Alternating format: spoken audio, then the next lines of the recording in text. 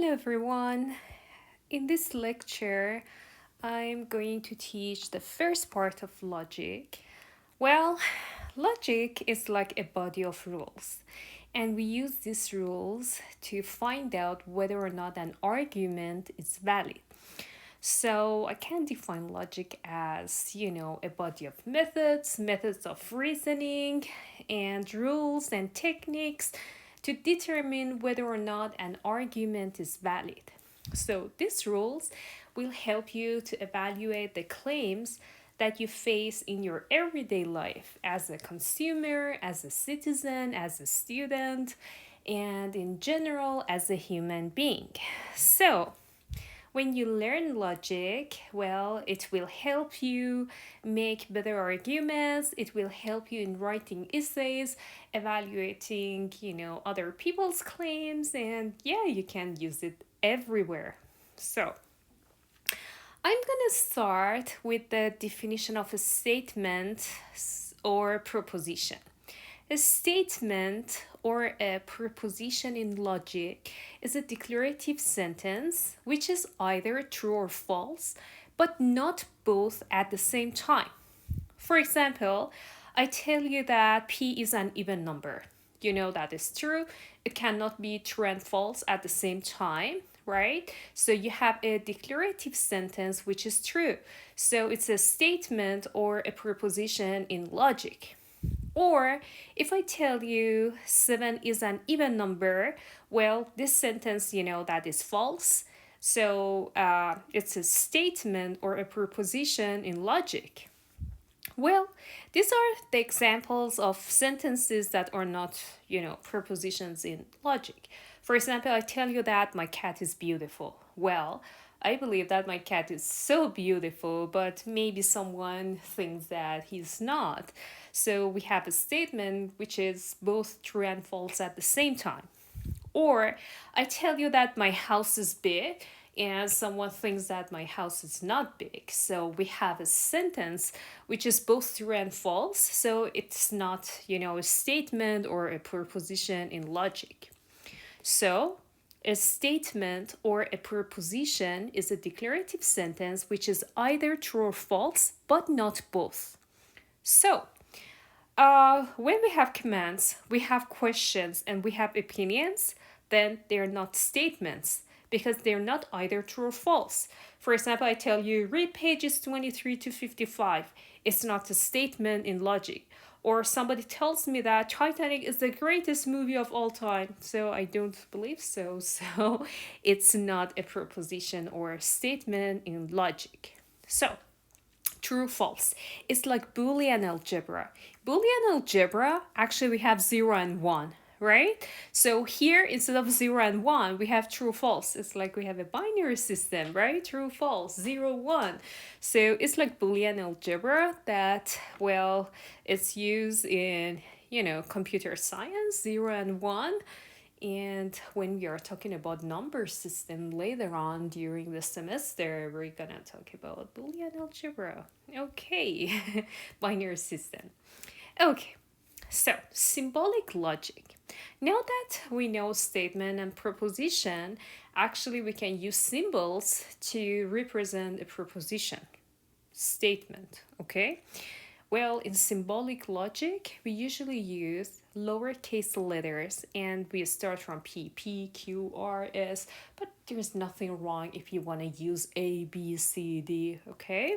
So, for example, let's say I have a statement that says London is the capital of England.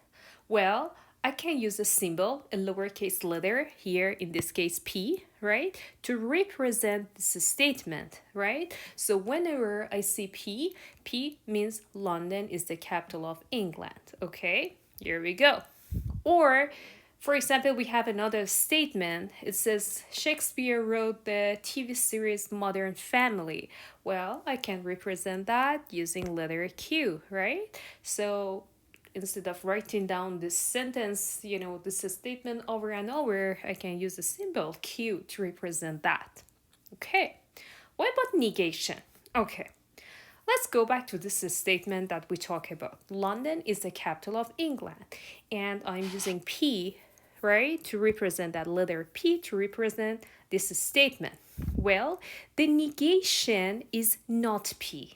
Okay, what does it mean? The negation means when I say, London is the capital of England, the negation is London is not the capital of England. Okay, so this is not P. So here is the negation. Okay, guys, you see this symbol, not P. Sometimes you might see this symbol in textbooks, okay, like that. So that's the same thing, that's the negation. Okay, so I usually use this symbol just like your textbook, like that, okay, which is not P. There we go. So, not P, London is not the capital of England. Or there is another way to say that. You can say that it is not true that London is the capital of England, right? So these two are negations. Okay, so P is London is the capital of England. The negation is London is not the capital of England. Or it is not true that London is the capital of England. So we have P and we have negation, not P. Right? So, what about quantified statements? How do you write the negation of this kind of statements? Okay, what are quantified statements? Well, the statements that they contain the words all, some, no, or none, we call them quantified statements. So we have some statements that they start with all, some, no, or none. So all, some, no, or none, well, we call them quantifiers. And the statements who include them, we call them quantified statements. Okay, so just like here, all instructors in MRU have a PhD degree. So you have a statement that starts with all. Or we have some students are from Ontario. You have a statement that starts with some. Or we have no common colds are fatal. You have a statement starts with no. And some students do not work hard. You have a statement that starts with some. Okay, so these are quantified statements. What do they mean? How can I explain them in another way? Well, we're gonna talk about that. That's equivalent. So sometimes we have statements and we can explain them in another way that has exactly the same meaning in logic, right? We call them equivalent. So we talk about, quantified statements start with all, some, no, and sometimes some comes with not, right? So we want to talk about equivalent way to explain these statements. Let's look at the first one that starts with all. All A or B. Okay, all A or B, it's the same as, saying that there are no A that are not B. Okay, look at the first row. What does it mean? All A or B. Okay, let's say this is A. All A or B. Well, in that case, this is B. All A or B. It's like whatever you choose in A is a part of B, right? Equivalent is saying that there are no A that are not B. That's true. There are no A that are not B. Whatever I choose in A is a part of B, right? So these two statements are equivalent. Look at the second one. It says some A or B. Okay, some A or B is like this is your A and this is your B. We are talking about this part. Some A or B, the overlap, right? Some A or B. Equivalent says there exists at least one A that is a B. Exactly. At least, see, we have overlap. At least there is one A which is a part of B, which is a B, right? So these two are equivalent.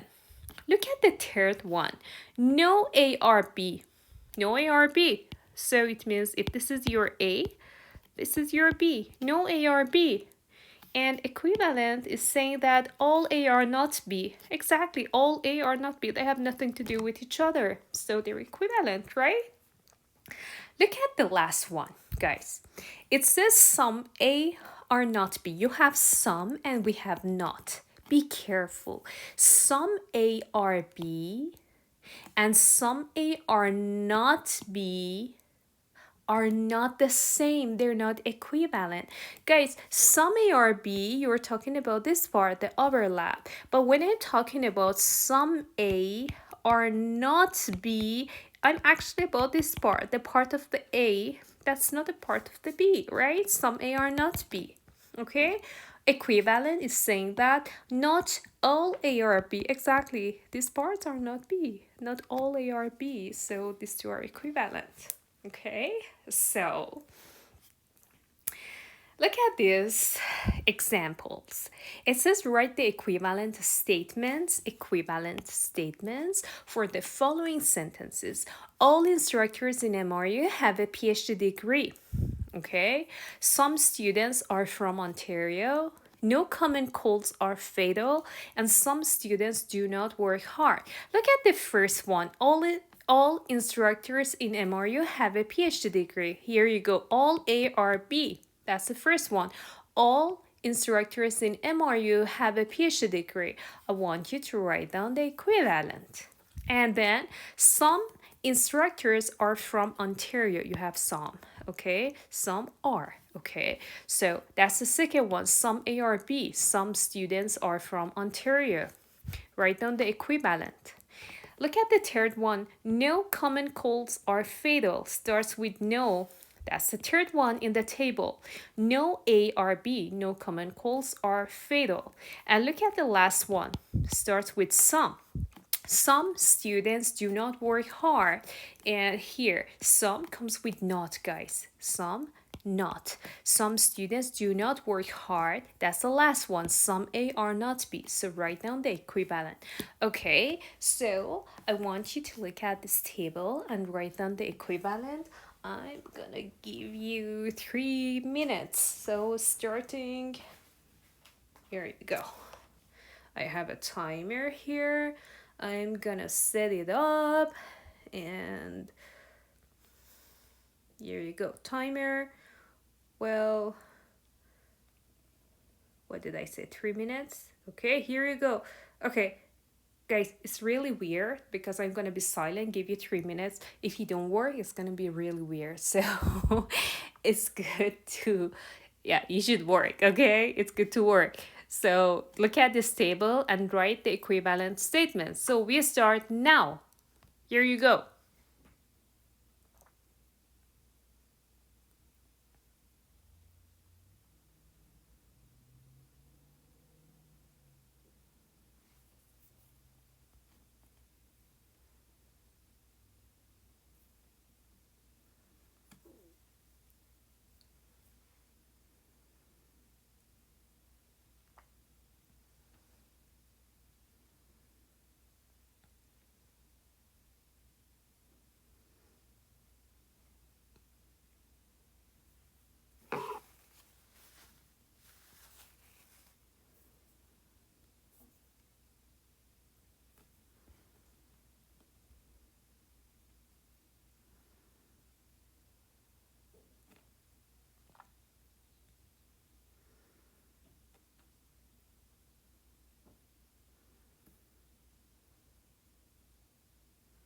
Two more minutes.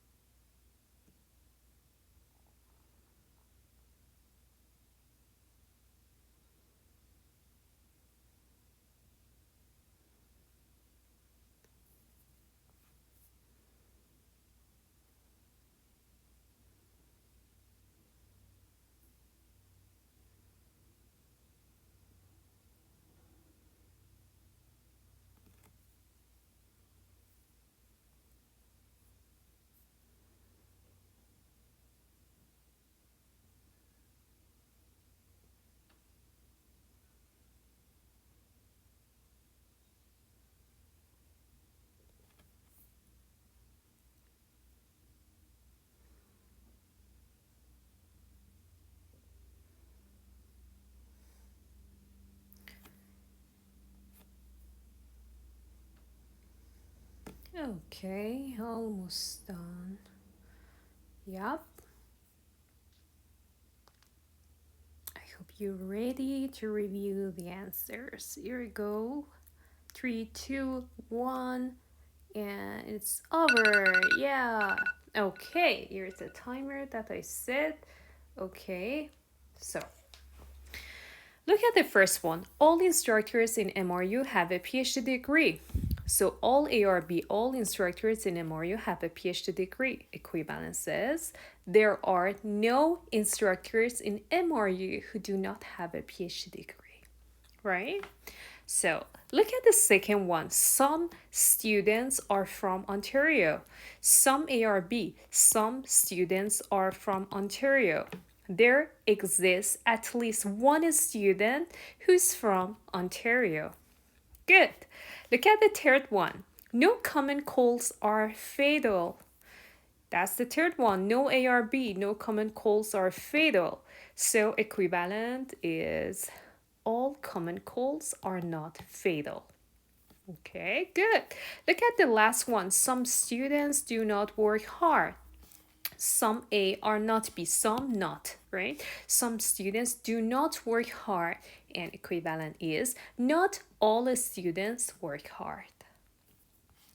Okay, here we go. So, I provided the answers. Do all instructors in MRU have a PhD degree? Equivalent, there are no instructors in MRU who do not have a PhD degree. Some students are from Ontario.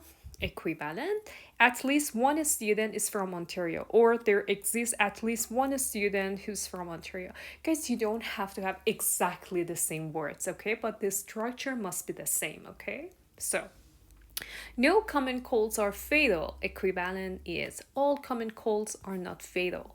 Some students do not work hard.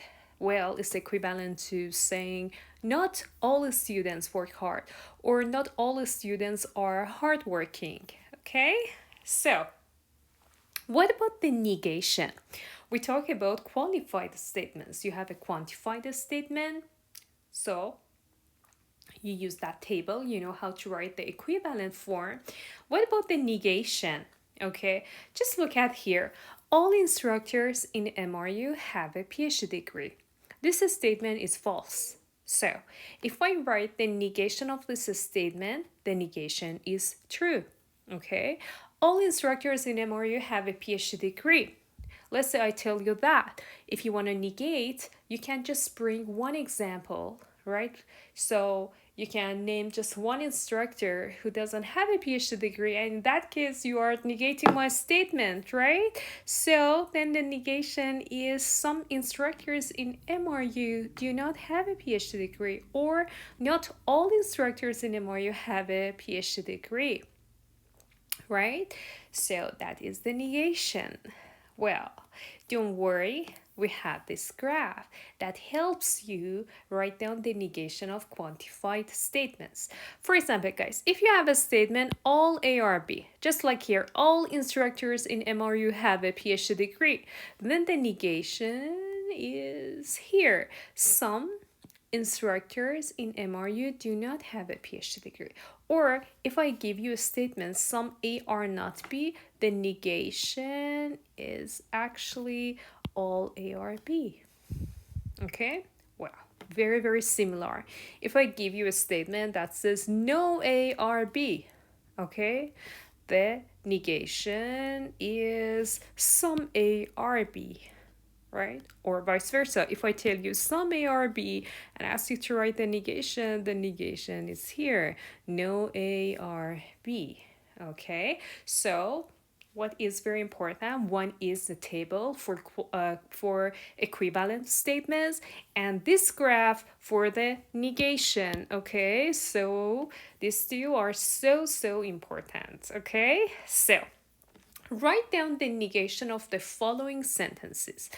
All instructors in MRU have an office. Some students do not submit their assignments. No doors are open on campus during the reading week, and some students use the treadmills in the library. Okay, guys, I want you to look at this graph. Use this graph to write down the negation of these statements. Okay, again, well, there are four. Okay, I think, well, I'm gonna give you 3 minutes. Yeah, another 3 minutes. Let's go. Okay, so use the negation graph to write down the negation of these statements.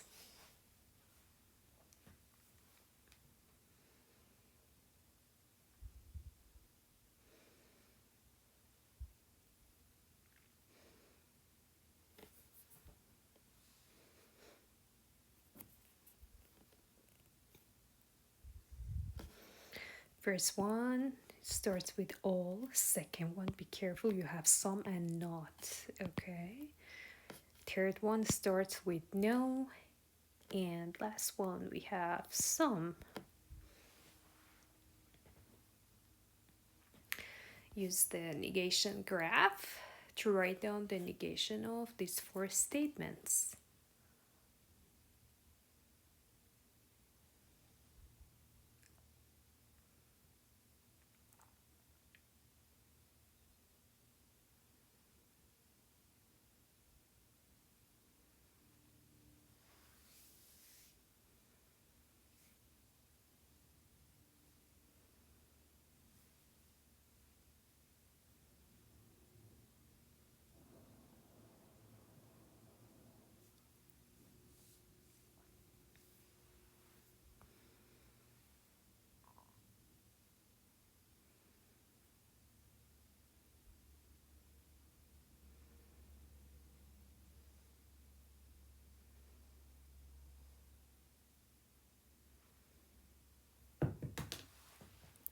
Okay.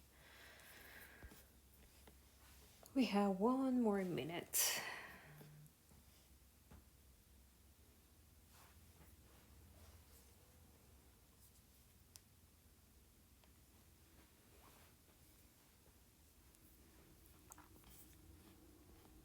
Use this graph to write down the negation of these statements.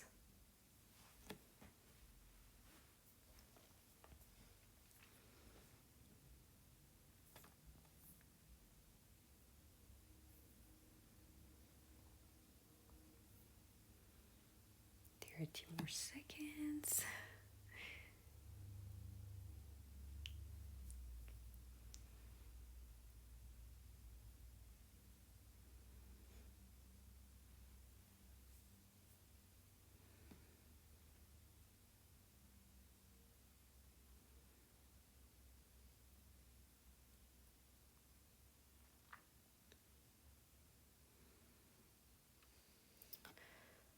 Four, three, two, one, and here we go. Okay, that's it. Here we go. So, look at the first one. All instructors in MRU have an office. It's all ARB. All instructors in MRU have an office. So, the negation is some instructors in MRU do not have an office, right? Look at the second one. Some students do not submit their assignments. Guys, we have some and not, okay? Some students, here, so we have some and not. Some students do not submit their assignments. So the negation is all students submit their assignments. Well, look at the third one. No doors are open on campus during the reading week. Starts with no. Here you go. No ARB. No doors are open on campus during the reading week. So the negation is some doors are open on campus during the reading week. Last one, we have just some. Some students use the treadmills in the library. Okay, it's some ARB. So the negation is no ARB. No students use the treadmills at the library. Okay, here we go. So here are the statements, and I wrote down the negations here if you want to just double check your work. Well, here we go. So, now, so far, we have talked about, you know, just simple statements. What if we have a compounded statement and we have connectives? For example, I tell you, if you invest in Widget Incorporated, then you get rich. Guys, we have combined two simple statements using connectives. In this case, I have used if then, right, to connect two simple statements. So that's an example of a compound statement. Okay, so how can I? Okay. Well, let me see. Okay. Let's say, and then I keep going, you didn't invest in Widget Incorporated, therefore you didn't get rich. Is this conclusion valid or invalid, guys? In logic, we are usually given, an argument, just like here. I have an argument. If you invest in Widget Incorporated, then you get rich. You didn't invest, therefore you didn't get rich. And then we are asked whether or not this argument is valid, okay? So we're gonna find out later on how to evaluate, in this course we're going to find out how to evaluate whether or not an argument is valid. But as you see, if then, that's one example of connectives, right? I have used compounded statements, right? So when we have a simple statement, it's like we have one idea without connective words, without if then, and, or, right? When we have compounded statements, it's like we are combining two or more simple statements using connective words like and, or, if then, if and only if, like that. So one example is and. We call that conjunction and. You have two simple statements, you use and to combine them. For example, let's say we have P and Q that are statements. The compounded statement P and Q, right? If you want to use symbols, use like that. This symbol means and. Conjunction is the statement formed by joining statements P and Q using the word and. Okay, well, the word and is called conjunction, and as you see, here is the sign, the symbol that we use for that. Well, the statement P and Q is true if both P and Q are true, otherwise P and Q is false. What does it mean? Don't worry, that's really, really important, but I'm gonna go back to this important sentence later on, okay? So it's important. Okay, P and Q is true if both P and Q are true. Okay, we're gonna clarify that later. So just know about and is conjunction. You're combining two statements using and here is the sign that we use. For example, if one statement is P, the other one is Q, we have P and Q. Okay. For example, it's Sunday and John is working. Okay, so let's say I call it Sunday P, so it is Sunday. Okay, and Q represents John is working. Here we go. So it's Sunday and John is working. I'm connecting two simple statements using and conjunction. If I want to use symbols, is P and Q. Here you go. And it's Sunday, but John is working. Guys, in logic, but is the same as and. Okay, so P and Q. It's Sunday, nevertheless, John is working. Nevertheless is the same as and. It's conjunction in logic. There we go. It's Sunday, yet John is working. Yet is the same as and in logic, okay? They have the same symbol. Here we go. Okay, so we can use or to combine two statements. Let's say we have P and Q, right? So you combine them using the word or, we call that disjunction, okay? And here is the symbol that we use for or, for disjunction, okay? So the statement P or Q is true if at least one of the statements P and Q is true. Otherwise, P or Q is false. Well, again, don't worry. This is a very, very important statement that we're gonna go back to that later in this course. The statement P or Q is true if at least one of the statements P and Q is true. Don't worry, we're gonna get back to this. So here's one example. I visited London or Paris. Okay, guys, we can have two kinds of or.